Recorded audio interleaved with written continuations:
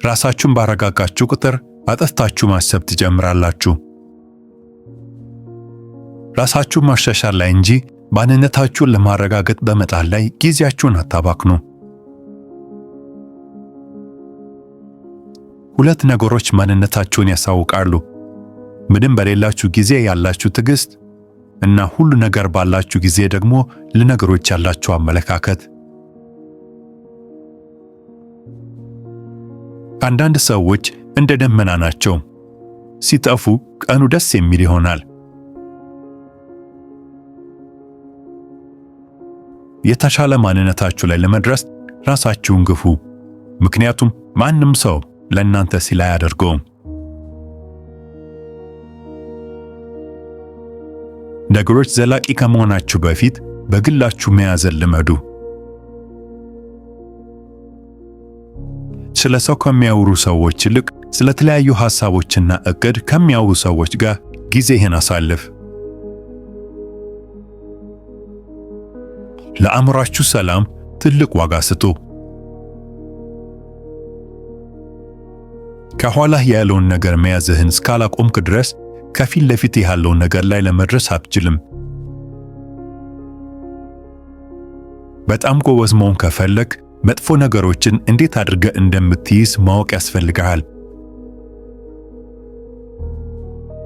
ሕይወት እንደ አሳንሰር ነው። ወደ ላይ እየወጣህ እያለ አንዳንዴ ቆመህ ሰዎች እንዲወርዱ ማድረግ ያስፈልጋል። ደካማ ሰዎች ይበቀላሉ፣ ጠንካራ ሰዎች ይቅር ይላሉ፣ አስተዋይ ሰዎች ችላ ይላሉ። እነዚህን ሶስት ነገሮች የሚያይልህን ሰው እመነው። ከፈገግታህ ጀርባ ያለው ሐዘንህ፣ ከንዴትህ ጀርባ ያለው ፍቅርህ እና ከዝምታህ ጀርባ ያለው ምክንያትህ።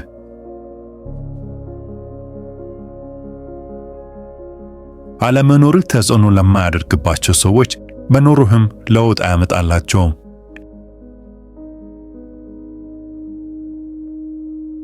ከባዶ ብርጭቆ መቅዳት አትችልም። ስለዚህ ራስህን በመጀመሪያ ተንከባከብ።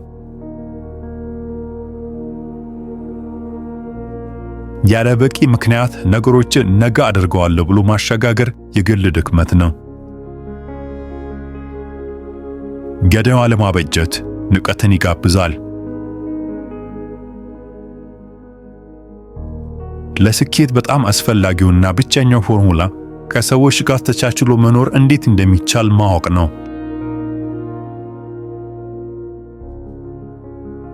ሕልም ያለ ተግባር ቅዠት ሆኖ ይቀራል።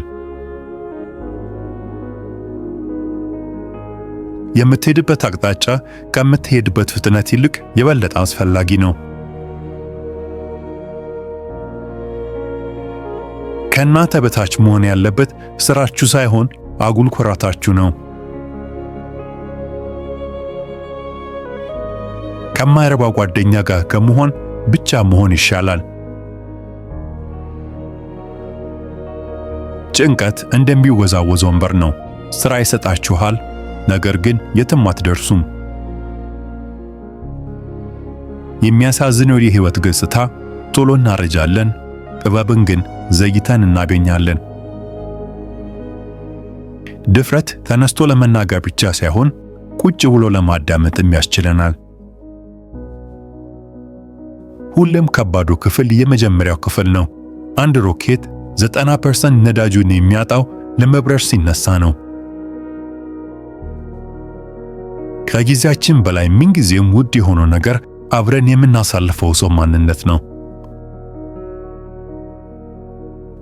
ስለ ሌሎች ሰዎች የምትናገራቸው ነገሮች ስለ አንተ ብዙ ይናገራሉ። የአንተ ደስታ የአንተው ኃላፊነት ነው። ሌሎች እንዲያስደስቱ የምትጠብቅ ከሆነ ብስጭት ላይ ትወድቃለህ። ጠላቶች አሉ? እሰየው። ምክንያቱም በአንድ ወቅት ለአመንክበት ነገር ቆመህ እንደነበረ ያሳያል። ደስታን ያጣህበት ቦታ መልሰ ለማግኘት አትሞክር። ሕይወትህ እንዲቀልል ሳይሆን ለመቋቋም የሚያስችል ጥንካሬ እንድታገኝ ጸልይ።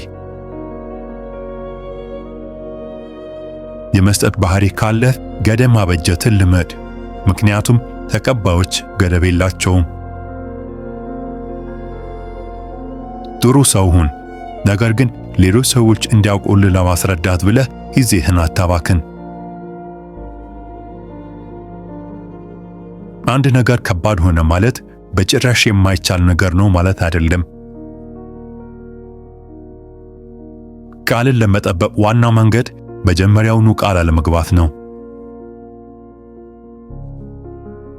ደስታ ወደፊት ይሆናል ብለህ የምታሸጋግረው ነገር ሳይሆን ለአሁን ብለህ የምታቅደው ነው። ያደረጋችሁት ነገር ሁሌም ኃላፊነቱን ውሰዱ። ይሄ የበሳል ሰው ምልክት ነው። እድሜያቸው ከገፉ ሰዎች ጋር ጊዜን አሳልፍ። ዕውቀትና ልምዳቸው ከገንዘብ በላይ ነው። ፍጹም የሆነ ጊዜ የለም። ከዚህ ይልቅ ያለህን ጊዜ ወስደህ ፍጹም እንዲሆን አድርገው። የችግር ጊዜ ጥሩ ነገር የሁሉንም ሰው እውነተኛ ማንነት ያሳይሃል። አሁን ያለ ጊዜ ካለፈው ጊዜ የተለየ እንዲሆን ከፈለክ ያለፈው ሕይወትህን በደንብ አጥናው።